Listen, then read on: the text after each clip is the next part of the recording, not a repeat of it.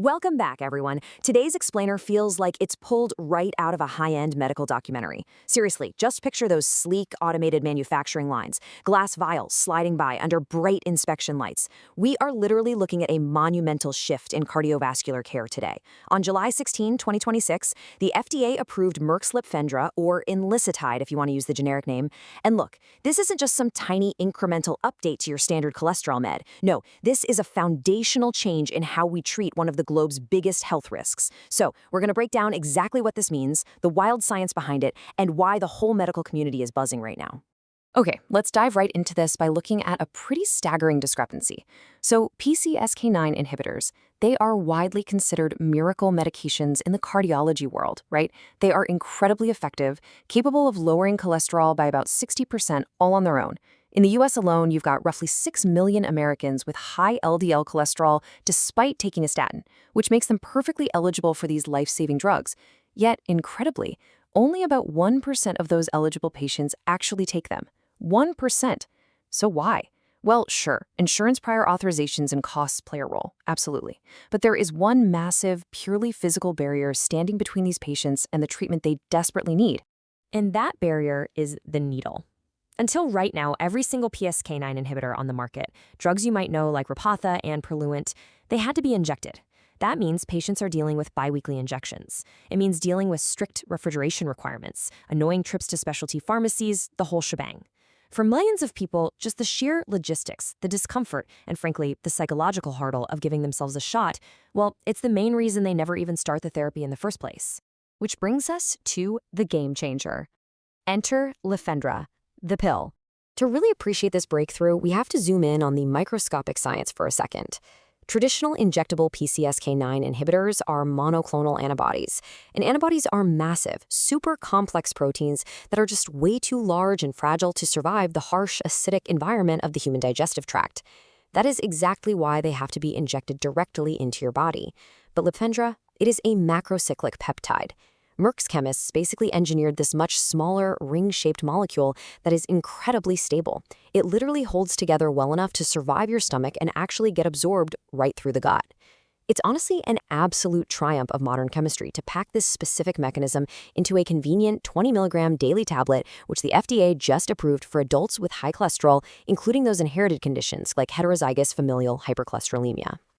So how exactly does this thing work? Now, what's really interesting here is seeing the sheer power of the clinical data. Imagine those sleek Lipfendra pills getting to work in your liver. PCSK9 is this protein in your body that actively destroys your liver's LDL receptors. Think of those receptors like little vacuums, just pulling bad LDL cholesterol out of your bloodstream. By blocking that PCSK9 protein, Lipfendra lets your liver continuously clear out the bad cholesterol instead of letting it circulate and clog up your arteries. And the numbers here are wild. In the Phase 3 Coral Reef Lipids trial, which looked at nearly 3,000 adults, by the way, the results were staggering. Remember, Lipfendra doesn't replace statins. It's taking alongside them. When layered on top of existing statin therapy, this little pill dropped LDL cholesterol by a massive 56 to 60%. But it doesn't even stop there. It lowered non-HDL cholesterol by 53%, and APO, which essentially counts the actual number of those artery-clogging particles, that dropped by 50%. And maybe most remarkably, it reduced LPA by 28%. That's a genetic risk factor that most traditional drugs simply cannot touch.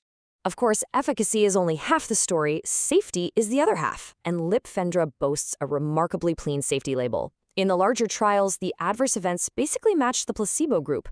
You're looking at 77.7% for the drug versus 76.2% for the placebo. That is practically identical. The US label actually lists 0 formal contraindications and no hypersensitivity warnings.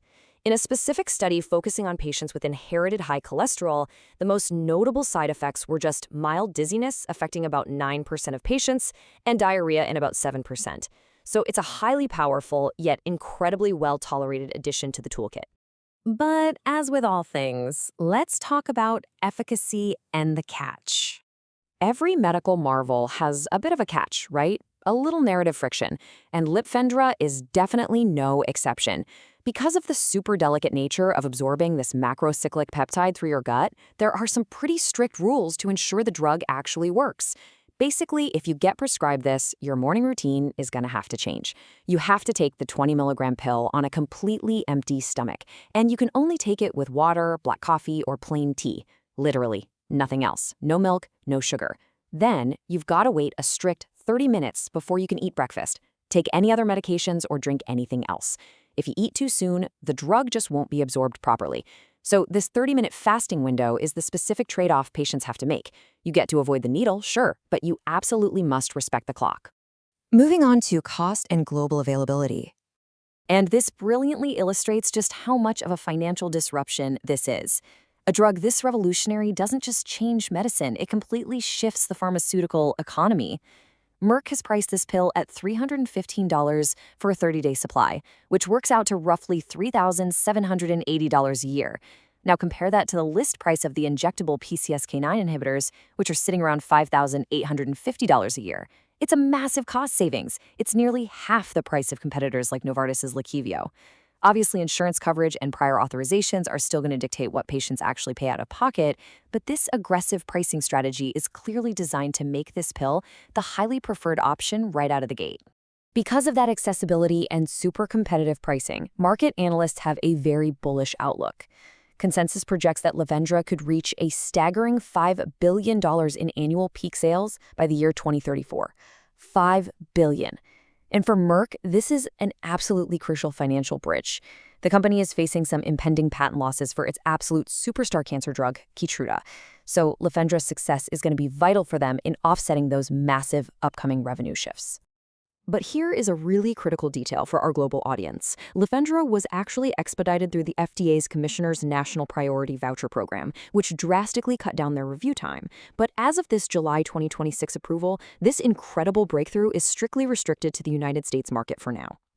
In fact, as highlighted in a recent feature by the Londoner News, quote, "The decision does not yet make the medicine available to patients in London or elsewhere in the UK," end quote. So, British patients, and really patients all over Europe and the rest of the world, are currently stuck in a bit of a waiting pattern while their local regulatory bodies conduct their own independent reviews. So, if you're watching from the UK and you want to know the absolute second this medication is cleared by the MHRA, you have to check this out. We've actually partnered to create a cinematic video breaking all of this down over at londoner.news/Merck Lipfendra cholesterol pill.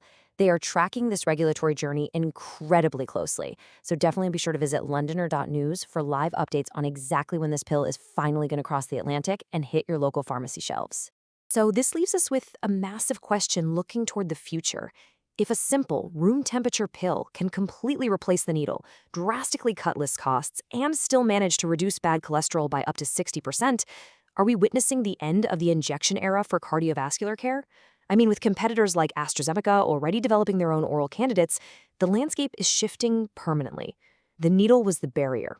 The pill is the bridge. Definitely keep an eye on this space because how we treat heart health just changed forever. Thank you so much for joining me for this explainer, and as